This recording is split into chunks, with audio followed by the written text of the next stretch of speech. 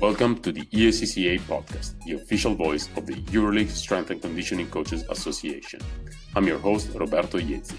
Join me as we dive into the art and science of elite performance, sharing insights, stories, and strategies from the brightest minds in the game. Let's elevate the game together.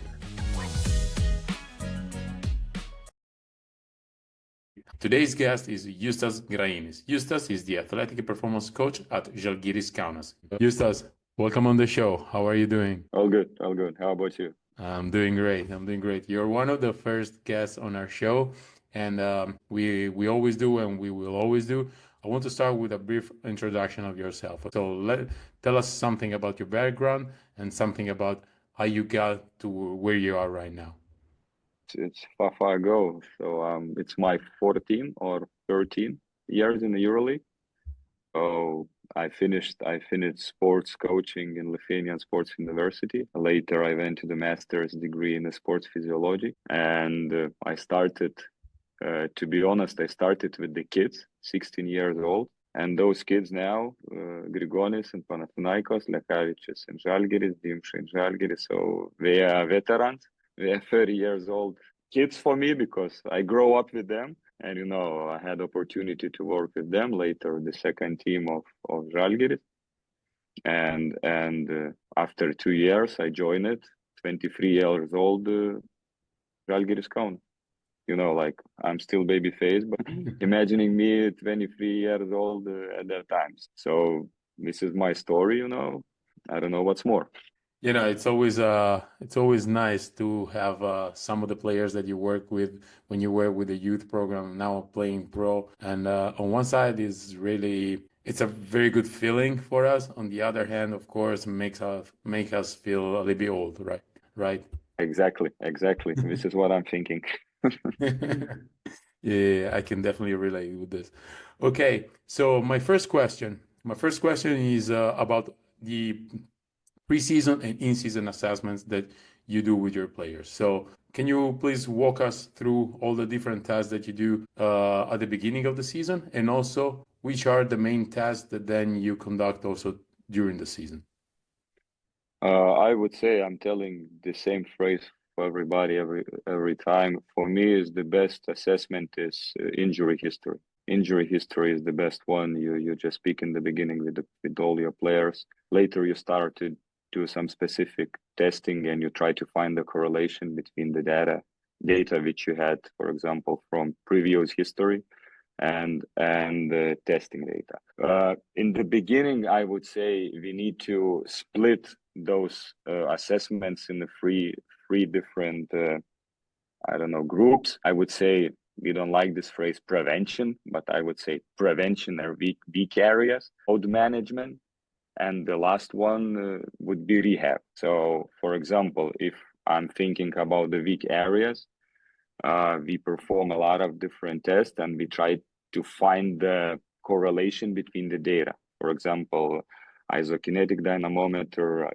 Y balance, force plates, SFMA. Also, we inviting 2 or even 3 different sports doctors to give us a different feedback. Later, we have a full package of data and you try to find the correlation, because I believe we don't have one magic test which you need to trust, like you need to, as I told, try to find the correlation. So about load management, we need a little bit more physical test, because now I could not imagine my work without, let's say, load monitoring, without the GPS data. And to get a little bit more accurate data, you need to do some tests, such as simple speed, vertical jump, max speed, VO2 max, even for the heart rate, and so on.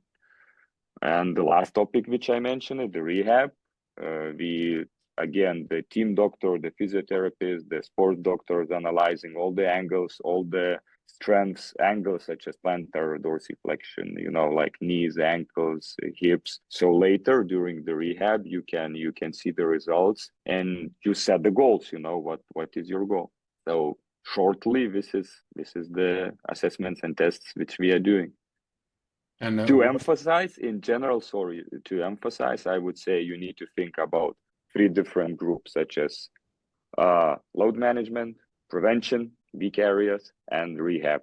And you split those tests for this. Okay, and are those tests also repeated during the season? It depends. If let's say if you failed in some kind of the test, you repeat it, such as isokinetic dynamometer. We're still using it to check the knee, quads, hamstrings. If you have a huge disbalance between the legs or between the muscles, so for sure you need to repeat it. But if everything is okay and you don't have any problems, why you need to do the test? You know how many games we have, so Yeah, sure. for this reason, it's just once per year in the preseason. Yeah, that makes sense. And for example, a new player comes to Žalgiris, and how does the assessment look like? I mean, it's only you and the player, or maybe it's you with the physio and with the doctor all together, and you conduct the whole assessment, or it's separated. Like he comes to you first, then he goes to the physio, and then he sees the doctor. So let's say it's a lot of people involved. First of all, we split medical and physical. So let's say physical, it's a little bit more for as I mentioned it, all those isokinetic dynamometers and so on. We had a contract with the clinic, with the hospital. So directly we have specific testing with all the equipment there. Also, we had a contract with some universities. So also we invite the people to do some testing. And my goal is to collect as much as possible data, which I can use later in the training process. But once again, I will repeat, I don't believe in the one test. I need a lot of, and I try to find the correlation between them and between the former and between the injury history. Yeah, that's very interesting. As you just said, one of the most important thing is the injury history. How do you collect information about the injury history of the player? So first of all, before you met the player, the new signing, now we are speaking. So same. If I also contacted you a couple times. The player, I check Wikipedia where the player played. So you know more or less the coaches who worked in those clubs. You contact the coaches. Like you speak with the coaches, what kind of the injuries, what kind of problematic areas they had. So let's say, and especially last 10 years, our communication improved a lot. As I spoke with the Costas, maybe it's because of let's say, our organization. Now we know all each other. We can share a little bit of information and we can help each other. So before I met the player, I already know about his weak spots. If I don't know the athletic coach, I also can contact his teammates, and so on. So everything is based on communication. Got it.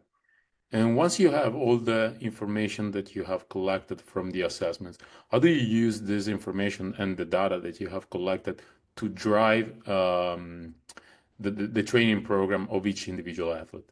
So I would say this is the goal why you're doing all the assessments. So for me, it's the most important. This is how, let's say, I increase the motivation of the players to perform all those tests. Each test we perform, I'm explaining how I will use this kind of information in the training process.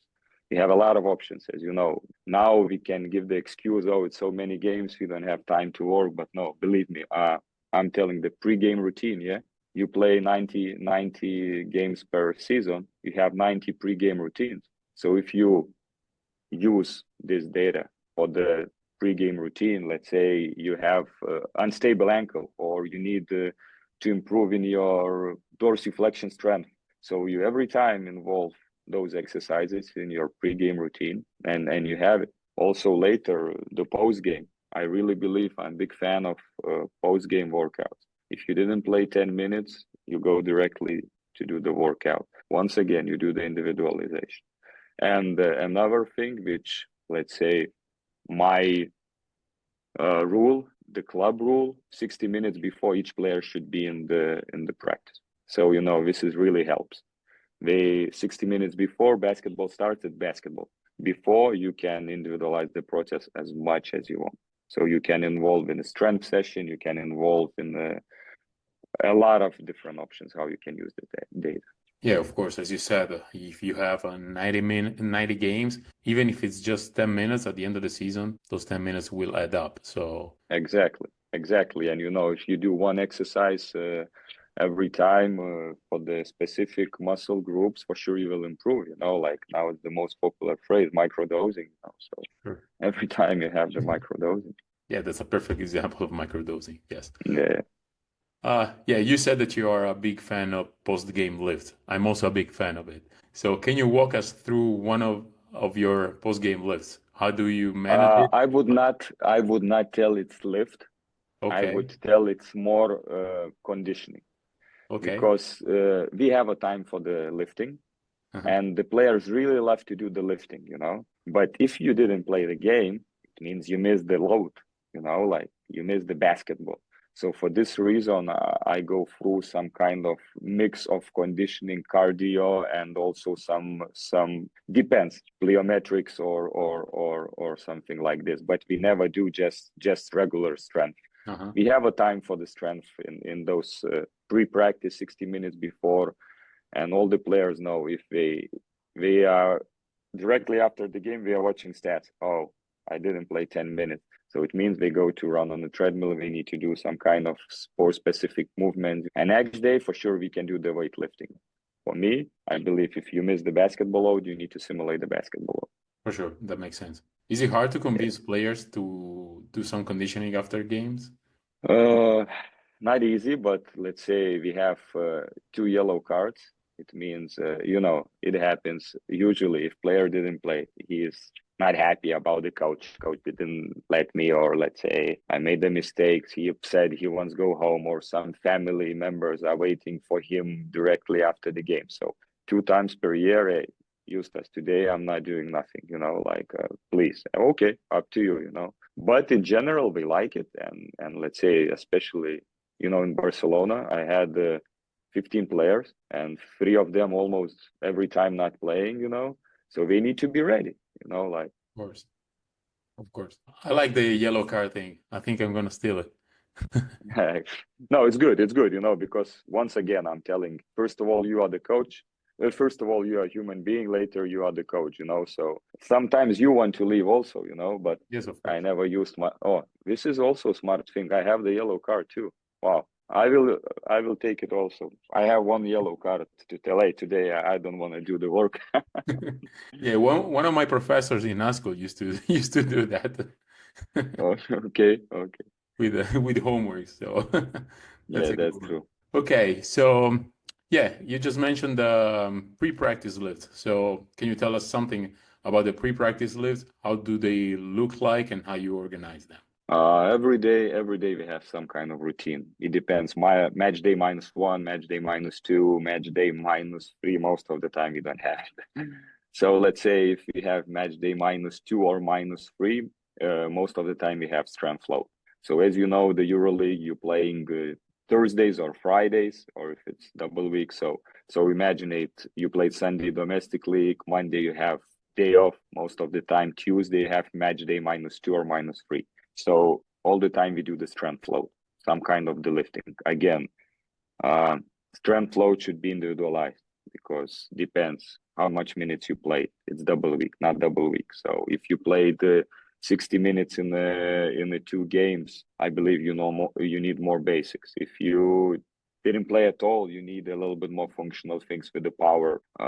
If you played lower minutes, again different load. So let's say before we put the plan on the board, on the side you have your time, how much time you played during all those games, and you see the groups. Group 1 low minutes, group 2 high minutes, group 3 didn't play, and 3 different plans. And in those 3 different plans, again, we involved testing data and so on. So let's say each player, in the perfect world, each player should have his own lifting plan, but most of the time it's based on the groups. Okay, makes sense. Makes sense. Yeah, so let's say this is the match day -2. If we have match day -1, I'm always preparing a little bit more core mobility based load with a little bit of power, because my goal is to decrease the load but increase the intensity as close as the Mhm. game comes. So let's say we always have some kind of routine. It also depends of the team tendency. You need to analyze the tendency. You need to communicate with your doctors, with your physiotherapists. What's happening? Hey, let's say most of the players have tight psoas or tight glutes or whatever, or hamstrings after running the sprint. So you involve some kind of a little bit more exercises for the hamstrings, or let's say you see the team tendency with some kind of injuries. You do the corrections, you know. So I believe there is no one plan. There are a lot of different circumstances, and you need to adapt to them, and you need to react and every day to change something. You could not put the same paper every time on the board.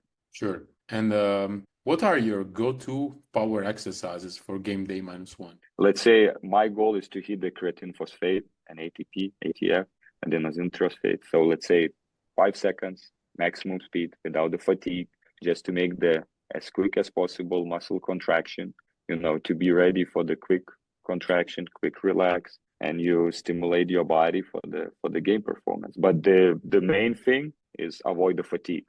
For this reason, I mentioned it, creatine phosphate. It's maximum 10 seconds or maximum 3, 4, 5 reps, you know.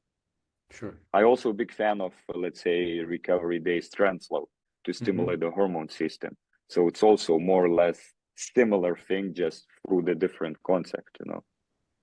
Yeah, you try to play around with the stimulation of different hormones, basically. Exactly. Not hitting the same muscle groups, you know. Let's say you hit the hormone system, but you're switching the muscle groups. So, and also power load. If I'm performing the power load, you could not work with the same muscle groups before. So let's say this is again the variations, you know. Sure, that's very interesting.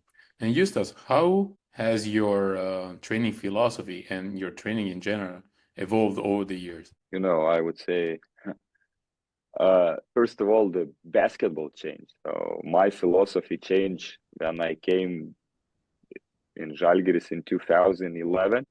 I was thinking how to work, because we used to play eight games of EuroLeague, you know, it used to be the groups and so on. Now you're playing every other day. So let's say my philosophy changed in the recovery protocols. First of all, it's not only about the coach.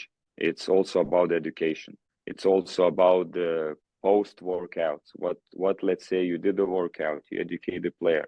I'm really happy here in Kaunas. We're spending a lot of also time and money for the extra things, such as, let's say, we have smoothies after each practice.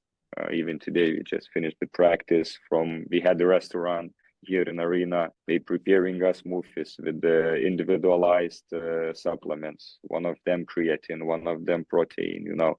So for me, I understood athletic performance coach is not only the coach in the gym, you're also the, you know, like mentor of the life. You educate them about the sleep, you educate them about nutrition, because I believe the team which hits the better recovery had advantage, especially now we're recording this video, we have double week, we just played, you know, the game, and tomorrow is another game. So what is the goal? Recovery. And this is, I think, where I improve the most, you know, different strategies. Let's say in the beginning, I used to do recoveries for the 10-15 minutes from roller stretches and some cardio. Today we spend 45, 1 hour, you know, like different methodologies. I'm trying to involve a lot of people actually in my practices now, you know, even the team physiotherapists coming to do the foam rolling with the players, not by them own. At the same time, the intern is controlling the mobility. The other station is, let's say, the strength load. So I'm trying to improve in those, and I believe this is the biggest changes in my philosophy in general. Recovery, and load individualization. Yeah, that's great. And as you said, we become kind of mentors, so we also need to lead by example. About this phrase, like you told, probably because we are getting older. For this reason, we are becoming mentor. That's true. You can influence much more players comparing with you come young fella, you are the younger than most of your players, you know, how you can be the mentor, what kind of the mentor. Now, when you have 15 years experience, you know, you can explain for the young guys. I had the opportunity to work with Pau Gasol, you know, so, you know, I can tell them, listen, I worked with Pau directly, the eyes like this. So it's much easier to be the coach, you know, with the experience. Yeah, of course. Yeah, this year was the first year for me with all the players being younger than me. So I told for Brian Dunstan, uh-huh. because we had a Bryant. I told, hey, listen, Bryant, I will take your jerseys because I have like Hall of Fame, of Okay. my players. And I told, you will be the last guy who is older than me. I believe I was thinking, who can be signed from the EuroLeague, Euro Cup, or whatever for the next year who would be 37 years old or 38 next year. So I believe Brian Dunstan is the last Mohican.